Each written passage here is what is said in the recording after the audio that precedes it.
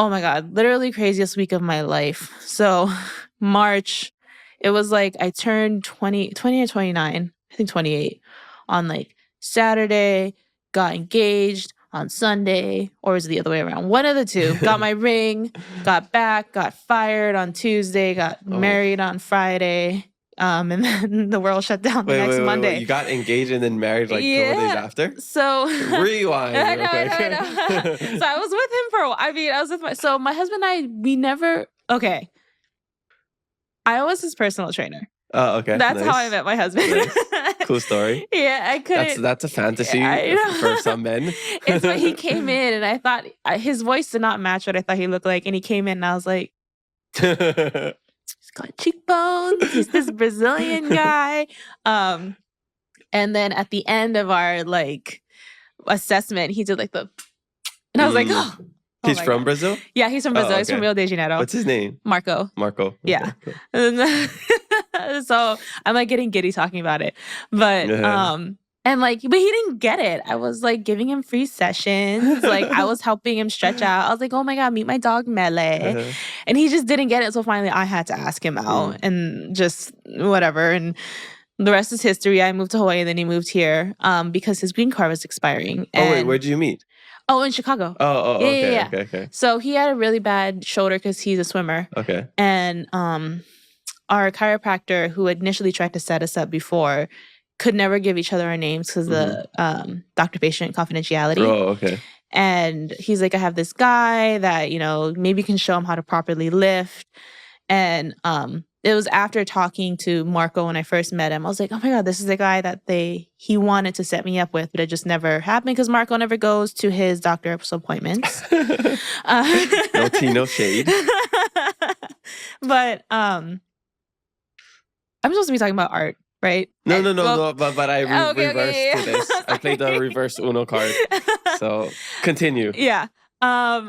So we got married because he was gonna get deported. Oh, okay. And I didn't want him to get deported. And it wasn't in like a bad way, like, oh my God, 90 Day Fiance. Like, I mean, we're still together. Like, I love him more and more every day. So it worked out. I'm really lucky that it worked out. But so what happened was when I got fired, I completely freaked out because you can't be someone's sponsor if you don't have a job. And I'm freaking out. I'm like, I have no income. Like, somebody needs to be the joint sponsor now because now if we get married, like, I don't have, like, salary to show because you have to show you can support them if they don't get a job. Oh, wow. I didn't know that. Yeah. So that was why I was, like, completely freaking out. I mean, about getting fired. And he was trying not to freak out. We were all just freaking out. And we were like, you know, let's I don't know how we decided to like get married. I think it was like he had told my parents, like, and then we came back to Oahu to get the ring because I wanted a ring. And it was gonna be just like an engagement party later that week.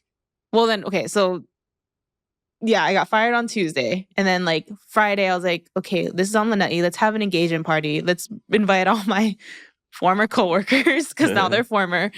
It's really funny. My birthday was like the Monday before. And when they came to the engagement party, they had all filled out a birthday card that they never got to give me because I had gotten fired before the work. They're like, we're so happy you're here. But anyways. So much going on. But then we found out like Manele, one of the hotels there had a notary and you have to get your certificate notarized and everything. I was like, okay, well then we'll just, and then our meditation specialist just happened to be ordained. I was like, okay, let's get married at the beach. So we got married at the beach on Friday in like a bikini and yeah. And then that was Friday the 13th in March 2020.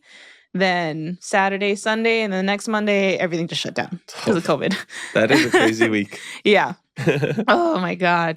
But how did I turn to Aloha De Mele? Oh yeah. And so we were stuck on Lanai and I just started drawing and drawing. For how long? March till June, July. Oh, so the whole thing, because I got stuck on Big Island from March to around that time. Yeah. Because all the flights couldn't go, right? Yeah, and and technically they couldn't kick me out of my employee housing because of the whole stay-at-home order thing. Oh, okay. So they had to keep paying for you to be there. Yeah. But you guys were together. Yeah, so we were together. If you guys were apart, that would have sucked. That would have sucked. Yeah. And we had my dog too, and it was really beautiful because there's like I could literally go to the beach and I wouldn't see anybody. And it's something that'll probably never happen again. But I'm very lucky. And just during that time, I was like, I'm just gonna draw. I'm gonna draw this for fun. All these. I had an Instagram that was originally my fitness Instagram, and I just changed it to Aloha De Mele, and I was like, I'm just gonna start posting things, and they started catching on. And then when I moved home, a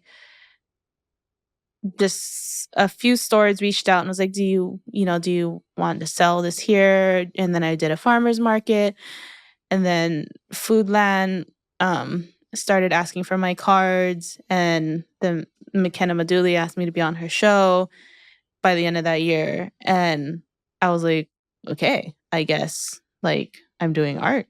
This is cool.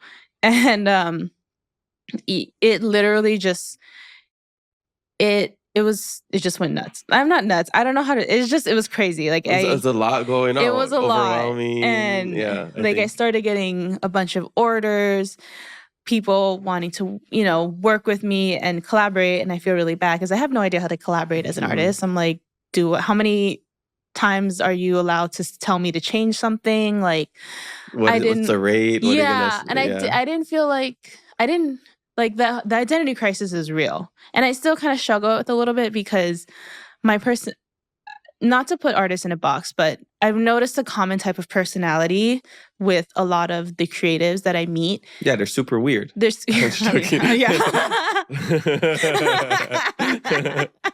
both laughing like, oh. Yeah, it's like the Spider-Man meme pointing at each other. But I've been told on multiple occasions I'm actually very intimidating, which I understand. It's the tittle bun. It may be. I think it might also be I just have massive shoulders too. But I come off intimidating. I'm very competitive. I'm not free flowing. My personality has always been one of the because you come from an athletic background. Yeah, and then I made it my career working with athletes and special populations and everything. And all of a sudden, these seemingly very happy, chill people were like, come to us. I'm like, how are you guys so chill? I'm like, I actually have really bad anxiety.